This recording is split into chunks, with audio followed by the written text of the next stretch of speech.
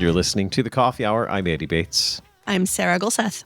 Sarah, have you ever gone to someplace out in public, say the post office, and you could just tell that things were getting crazy? Not because of the employees, but because of other people. Yeah, witness people just totally going. Well, Pastor Richard has a great story for us. We're going to chat about his recent experience out in public and what he witnessed, and then some great insights on that as well. Today's episode of The Coffee Hour is underwritten in part by Concordia University St. Paul. You can learn more about Concordia University St. Paul by visiting csp.edu. Joining us today, the Reverend Dr. Matt Richard. He's pastor of St. Paul's Lutheran Church in Minot, North Dakota, and here for a good theological chat about what we see going on in the world around us. I think I originally described this as the spiritual decline of America with the increase of paganism, I think was what I was thinking when I first started thinking about this conversation. But it started with a story you shared on social media, Pastor Richard. Welcome to the Coffee Hour. Looking forward to chatting today. Yeah, it's good to be here. So recently, you just made your usual trip to the local post office and witnessed something that maybe isn't that out of the ordinary, but at the same time is also kind of disturbing for us today. You want to share with us about this insightful visit? Yeah, I'll try to be somewhat brief. and I'm not overindulging. I maybe have the tendency of taking a fish story, right, and developing it, to see how that goes. Yeah, no, so I went to the post office the other day, and we had some trouble with our mail. And it just seems like lately when I go to the post office, it just seems like it's contentious there. People are frustrated and so forth. And I came there, and they were short-staffed, as is pretty typical in most places these days. And I had a line of about 15 of us in line. And just kind of sitting there, or not sitting there, but standing there kind of waiting and listening to a podcast and so forth. And this individual's up the front line, and I noticed all of a sudden they're getting a little bit agitated. I noticed the body language, and I'm like, okay, this will be interesting. So I turned down my headset, just kind of listen, and a little bit more agitated. And then all of a sudden the voice gets raised. Okay, I'm like, this is fascinating. And then the vulgarity starts coming out. I'm like, all right, we're amping it up. And then all of a sudden the spit starts flying out of his mouth, and then his arms get really, really agitated. And I'm realizing, okay, we might have a situation here. And then I looked around, and I noticed everybody's head was down. And so this whole line of people, probably about 10 to 12, maybe 15 people, everybody's head was down. And I looked around, and there was an airman. So we have an Air Force base north of town, and his head was up and looking. And I looked at him, he kind of looked at me, and I looked back, and there was this gal, and her head was up. And I kind of looked at him, and I kind of did a little head nod. And we all kind of understood that, if something goes down, it's the three of us. And I realized, okay, it's 3 against 1. He's a bigger guy, but I'm like, okay, we can take him. And then also, I'm like, here's my chance. I've been doing martial arts now for 1.5 years. I can make my senseis proud. And I'm like, I can. But knowing my luck, I probably would have slipped and fell, and they would have taken care of him, But anyway, so long story short, we get to the point where I'm like, I'm going to have to step in and say something because it's just getting out of hand. And then he left, and he slammed the glass door, and I thought it was going to shatter. He went out to the parking lot, got in his vehicle, and revved up his engine, and power braked, and put the brakes on, and then squealed his tires. Then he wasn't done. He put in reverse, came back again, gave the middle finger, started screaming, and we're all looking through the windows like a bunch of kids looking out of a school bus windows, like fascinated. And then he squeals the tires again and leaves. And there's this dead silence. And I couldn't help myself. So I said, well, wasn't that special? And everybody kind of had that nervous laugh. And then I said, well, I realized, I said, I think the 3 of us could have taken him, and we're kind of laughing. And there's an airman there, obviously, the military. And then the gal goes, well, she goes, I'm an undercover cop. And I said, no way. And I had my civilian clothes on. I said, no way, I'm an undercover pastor. And then everybody started laughing. And anyway, so it was this tense moment. Then when I left, I thought about it, I'm like, every time I come to the post office, or it seems like lately I'm in the bank, or, at the customer service at, Walmart, it just seems that this attitude is just absolutely emerging where, I don't know, and I thought maybe I'm just getting older, maybe more curmudgeon or something, but I'm like, no, I think this is the nature. But then it dawned on me, we were studying Habakkuk with our men and women's Bible study, and I'm like, this is the exact fruit of what you would expect of a pagan culture. And so I was sharing this with my church. I'm like, we shouldn't be surprised when we see this happen, because this is fitting to a T what we see in the Old Testament with such as the Babylonians and how they functioned and how their culture was and operated at the time. So there's really nothing new under the sun. So this should not surprise us anymore. And I hate to say that, but it really shouldn't. Tell us more about what this experience explains, brings to light about where our culture is today. Well, I think maybe just to kind of compare and contrast, we were going through the book of Habakkuk with our men's and women's Bible study, just going through it slowly and looking at the Babylonians. Now, the Babylonians, for the listeners, they were about 600 BC, and they came in and they exiled the Israelites out of Israel. And Habakkuk, the prophet, describes kind of the, how do we say this, the ethos, the way the culture functioned. And just very, very briefly, so during the time of the Babylonians, they made a couple quick notes here. They had a corrupt justice system, and so judges were often bribed, okay? And so the powerful got favorable rulings. The law in the land was sluggish. It was paralyzed. It was numb. In fact, the difference between right and wrong was defined by power and pride. And so power and pride made what was right, right, and what was wrong, wrong. There was massive destruction and violence, murder, abuse. And so to get your way, you just had to be violent. And it was basically the powerful would rule. The wealth was built upon extortion. They created safety by dishonest gains. They built an empire by blood, and they manipulated others. And so to exist in that Babylonian empire, it was basically the weakest would what? Fall out of favor. So it was the rule of the powerful, the rule of the mighty, the rule of wealth. And so there's no compassion for the weak, no self-check of one's pride, no confrontation of our sinful old Adam. The sinful nature just ran rapid. And whoever had the most power, who had the most wealth, who had the most manipulation, they won the day.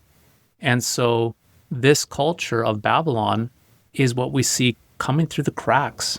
In my humble opinion, we see this coming through the cracks here in America, where the sinful nature is left unchecked, and we're being taught culturally that if you scream really loud and stomp your feet, or you dish out some cash, you can get your way. And tragically, seeing that more and more often the case. Yes, there's this constant theme of I'm the victim and just scream louder, I think is what you used in the writing that you shared on Facebook recently. That's kind of a common theme. Like, I'm always the victim, and therefore I just have to scream louder. Yeah. Yeah. So in that mindset, the victim mentality can be, no, we got to be very, very clear. There is such a thing as true victims. There are people who use their power to oppress and to inflict harm on individuals. They inflict harm on individuals. But we got to be very careful, though, too, at the same time, if we don't get our way, or if we're not happy, in other words, if we're not happy in every single moment, we're somehow not victimized. And then the result of if we are truly victimized, that does not give us a right to inflict wounds on other people. And that's probably the downfall. So this individual at the post office, in his mind, he was being victimized by the bad post office, and therefore he had every right of being just and fair to have his rant and rave and even get physically violent. Not only physically violent, but he was verbally just way over the top. But in his mind, he was completely justified in doing that to meet the justice of his victimization. And there was no self-examination, we'll say it that way. There was no self-check. And that is very, very, very difficult to have a culture that functions that way. Is this kind of a snowballing phenomenon? I feel like, people have always been sinful, right? But this maybe is something that's gotten worse in culture. Is that something that you've seen throughout the years? Well, I think we have to be very clear that when it comes to our sinful nature that we all have, okay, so we're talking about the pagan and the Christian. We should very much include that the Christian has this sinful old Adam. And the sinful old Adam, if we give the old Adam, the sinful nature, what it wants, it is going to run over everyone. And so you think of a child. If you let the child, you give into their temper tantrum, the temper tantrum will kick and bite and scream. And in fact, you look at little children, the way they act. Unfortunately, we look at our culture, many times adults are acting the same way as children. And so what do we do with our children? We try to curb that, teach them to keep that sinful nature in check. And that's the goal, right, in all of us, as being citizens is that we keep our own sinful nature in check. We don't let it run rampant. But when you remove that curb stop of correcting the old Adam and at least pushing back on it, and you allow the sinful nature to have full reign, then you develop into this Babylonian culture, this pagan culture. And so, in my humble opinion, what we are seeing many times, maybe more often than not lately, is this inability to curb this sinful nature.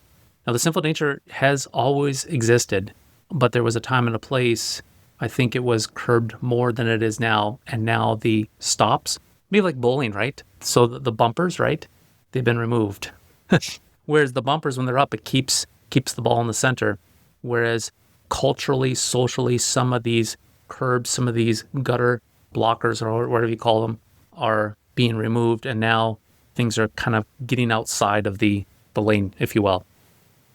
Well, I think that what I see in common between what you were reading in the Minor Prophets and also what we're seeing in today's society is a lack of identifying objective truth, or no recognition of objective truth. And so therefore there's no right or wrong if there's no objective truth. And I think that's certainly where we are today as a society. I want to talk more about what do we do with this then? What do we do with living in a pagan society?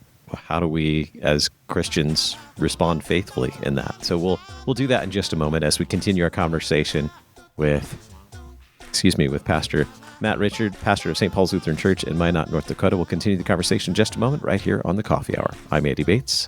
I'm Sarah Golseth.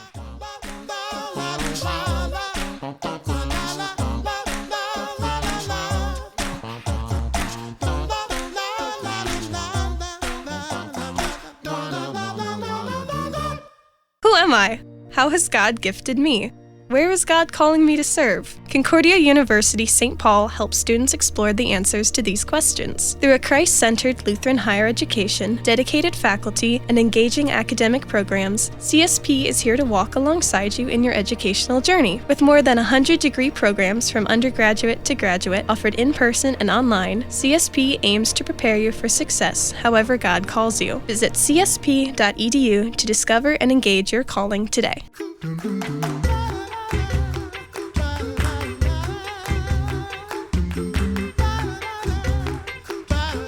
Welcome back to the Coffee Hour. I'm Andy Bates. I'm Sarah Golseth.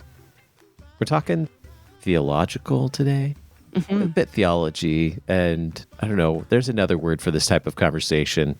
Pastor Richard, how would you describe the conversation we're having today? How should I write this in the show notes today? Yeah. I think this is just practical theology at work. Okay. Yeah, it's just taking and understanding our theology that is happening with flesh and blood, right before us. We can analyze culture this way. Yeah. So we've been talking about the increasing challenges we face living in an increasingly pagan society. Another topic you've written about, which is closely related to this, is how we look at this situation and we think, oh, that's atheism, and how do we respond to atheism? Let's talk a little bit about that and what you've written about that. Yeah. So I have said in the past, and I've actually had to correct myself here at St. Paul's when we've talked about this. I said that atheism is on a decline. And now what I've had to retract on that is early 1900s, atheism constituted about 1% of the population here in America. Now it's right around 4.5% of our population would consider itself atheistic. Now, I would say that atheism has increased, obviously from 1% to about 4 to 5%. It has increased, but I think its influence has drastically decreased. Now, let's just go back to the 1900s. We look back at the 1900s, the kind of the mantra was with communist Russia and so forth, being atheistic and so forth. That pressure was always between this, how do we say this, dichotomy? Forgive me for all the big words here, but this tension between there is a God and then there is not a God. And we think of that Time magazine article, Is God Dead? That famous Time magazine article that came out in the 1900s. So the tension for the church has always been, you've got God on one side and you have atheism on the other. So in order to push back against that, we want to advocate for God, obviously. And so if somebody has a mug, let's just say coffee mug, and has the word God on it, we'd say, yay, they're on Team God. And so that's great. And so the focus was not necessarily on the theology or the doctrine. It was just, if a person's advocating for God, God be praised, they're not an atheist, we're beating the atheists, and at least they have a God. Now, I would argue that that mantra, that understanding of culture has changed drastically. And other pastors and theologians have written on this, called the nuns, the emerging of the nuns. Now, the nuns are not Catholic nuns, and to be very, very clear. These are the individuals in culture that are spiritual but not religious. Back in the early 1900s, this was unheard of. And then in the late 1900s, it expanded 12, 13, 14, 15%. And now we're at 33% of Americans consider themselves nuns. They're spiritual, but they're not religious. In other words, they don't necessarily ascribe themselves to any denomination. And they would not necessarily say that they're atheist, but they believe in spiritual things. And so they may actually believe in, well, Christianity. And they may also believe in a bunch of other things. Surprisingly, I had a conversation. I had to go back to the post office again. It was like a week later. And there's this really nice young man that was in there, and he had this tattoo of a church. And so I used it as an opportunity. I had my collar on at that time. I started talking to him.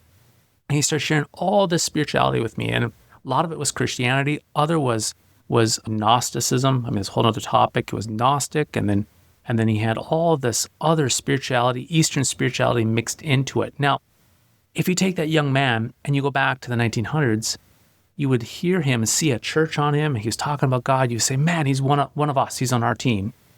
However, not realizing that this young man, now fast forward to right now, he was what we call syncretistic. Yes, he believed in God. Okay, that's nice. But he had actually blended Christianity with probably 3 or 4 other different spiritual trends and ideologies. And so if we were to bring him into, let's just say, membership at St. Paul's, we would have to go through extensive catechesis to strip away all this other baggage to just get back to Christianity. And so I think our threat right now is not necessarily, does a person believe in God? Because those nuns, 33%, will believe in a higher power of some sort or something spiritual. But the question is not, do they believe in God, but what kind of God are they worshiping? What do we do with that? How do we approach those kinds of relationships, conversations with people who, I mean, yeah, like what you said, like at least you believe in God. How do we approach that from a faithful perspective? Well, I think back up a little bit on this to answer that question. I think we have to understand, and this is a little bit of a sobering moment for us as a church. We need to recognize, on the one hand, yes, God be praised that they're acknowledging God, okay, that they're not atheistic. But we need to understand this is where doctrine comes into play. And so I'm thinking back to the Israelites in 2 Kings. It says they feared the Lord, but also, there's a but also served their own gods after the manner of the nations. So they were doing a smorgasbord, a double dipping. You know, they were two-timing, right? They had a little bit of Baal and a little bit of God at the same time, mixing them together. And so this is where a great deal of discernment is needed for the church right now. And so it's not just as easy as simply saying, oh, they're team God versus team no God, team atheist. We have to be more discerning as a church, which means we have to know our theology. We need to know what we believe and why we believe it. And a person that just says, yes, I believe in God. Okay, we have to ask, what do you mean by that? What do you mean by that? And then flush that out, what they actually mean by that. And in order to do that, we have to know what we believe and why. And I would say that gets back to a diligent study of scriptures, a diligent study of our confessions, our catechisms, to be well-versed. But if we're not well-versed, we're not equipped to even have those conversations to begin with. So we have to be able to self-check ourselves and study hard as a church to know what we believe and why. Then that prepares us to actually begin to have those conversations, identify where the differences are. And then I would say that realm is one of compassion and grace and loving them, but also speaking the truth, as Paul says, in love, being very clear with our confession without apologizing, but yet at the same time not shoving it down their throat per se. Okay, you used the word syncretism earlier.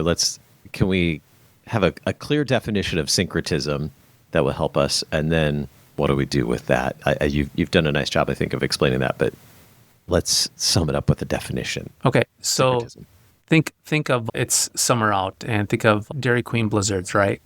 So if we think about, okay, what I was talking about before, if you have ice cream and Oreos, right? They're separate, right? Two categories.